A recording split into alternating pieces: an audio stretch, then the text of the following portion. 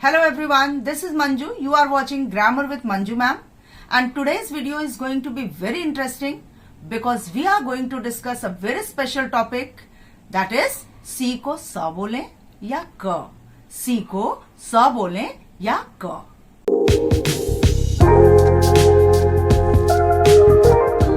So without any further delay, let's get into the lesson.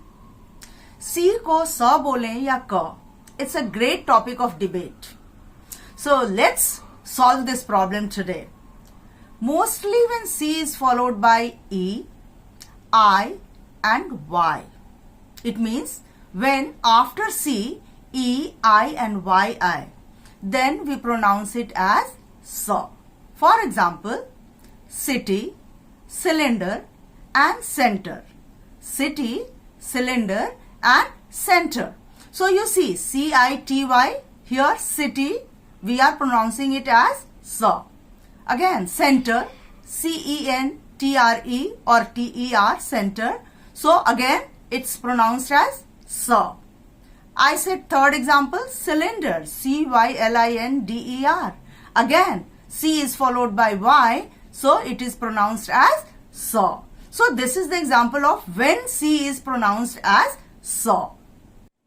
And when C is followed by any other letter, then E, I and Y. Alright?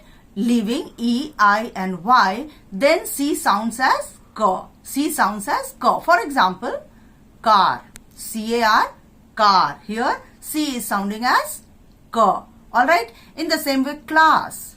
C-L-A-S-S. Again it is class. So it's sounding as K. Let's take another example. If I say copy, C-O-P-Y. So here again C is sounding as K. Let's see some more examples. Circus.